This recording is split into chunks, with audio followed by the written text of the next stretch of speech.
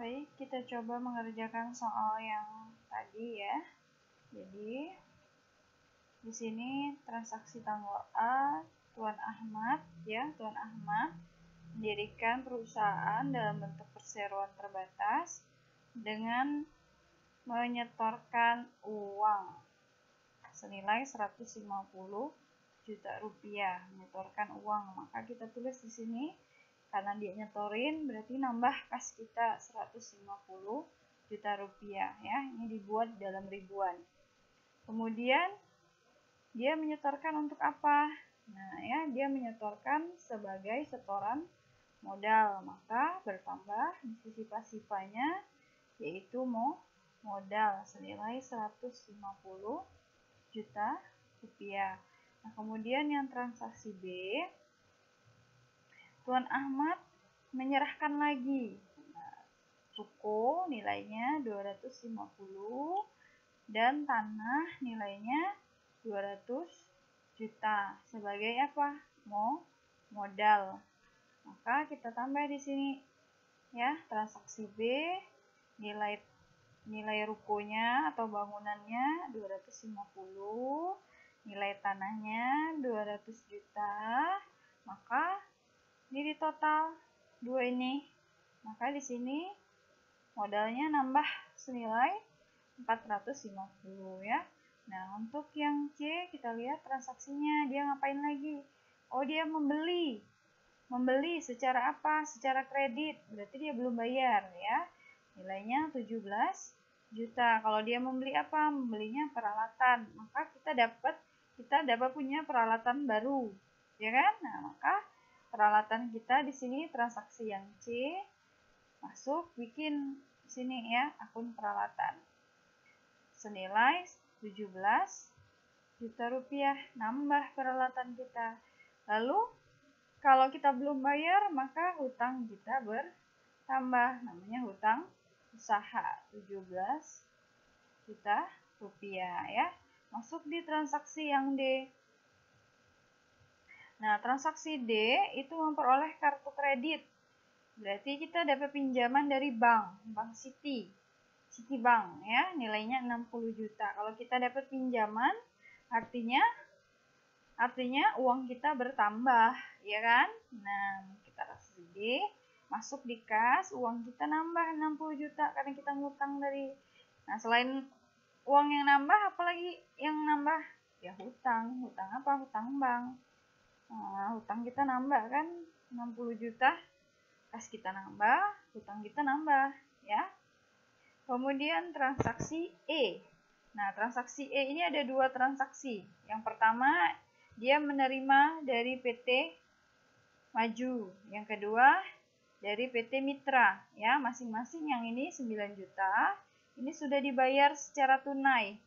Kalau udah dibayar secara tunai, kita tulis dulu kasnya bertambah.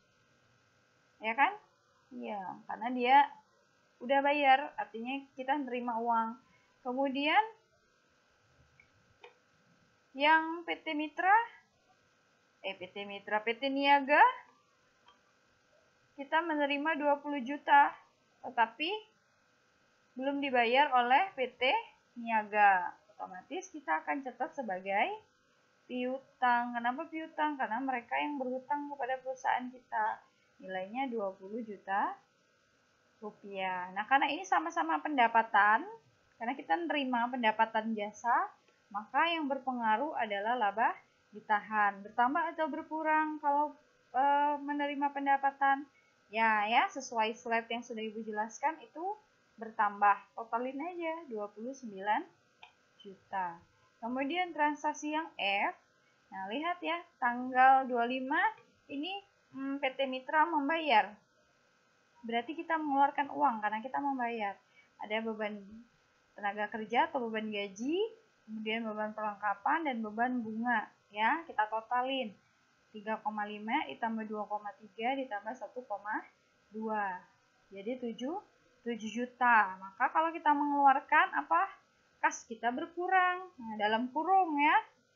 Karena berkurang kasnya, keluar 7 juta. Lalu kalau untuk membayar beban, apalagi yang berpengaruh? Seperti yang Ibu jelasin tadi di slide, kalau dia ada pembayaran, maka yang berkurang adalah laba ditahan. Nah, ya. Kemudian transaksi G. Nah, untuk yang G, ini membayar sebagian utang. Artinya kita mengeluarkan uang untuk bayar hutang. Nilainya 10 juta. Kalau kita membayar, otomatis kas kita keluar, ya kan? Nah, maka dalam kurung juga 10 juta rupiah. Kalau kita membayar hutang, jangan lupa di sisi hutangnya juga kita kurang. Ya. Nah, jadi hutang kita berkurang 10 juta rupiah, ya. Kemudian transaksi H, menerima. Nah, menerima pembayaran piutang. Menerima artinya uangnya masuk. Berapa masuknya? 12 juta rupiah. Kalau masuk, jangan lupa dia untuk apa? Nih, untuk apa pembayarannya? Untuk membayar sebagian piutangnya. Maka piutangnya jangan lupa dikurang. Ya. Nah, piutangnya berkurang senilai 12 juta rupiah. Transaksi terakhir, membagikan dividen. Berarti dia mengeluarkan uang nilainya 5 juta, otomatis kas kita berkurang. Kalau mengeluarkan dividen, maka yang berkurang di sisi pasifanya adalah laba ditahan, ya. Nah, udah ini tinggal kita totalin. Ya, kita lihat tadi totalnya berapa. Untuk di sisi kasnya 209, ya. Kemudian di sisi ini tinggal turunin ya, 250. Oh, salah. 250. Ini 200 juta. Kemudian ini 17 juta. Kemudian ini 20 juta dikurangi 12, berarti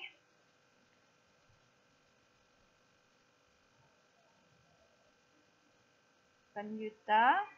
17 dikurang 10, di sini 7 juta. Tinggal turunin 60. Ini ditambah 150 ditambah 450. Berarti 600 juta, ya. Oh, ini dividennya salah ketik. Di sini ya. 5 juta rupiah. Berapa di sisinya?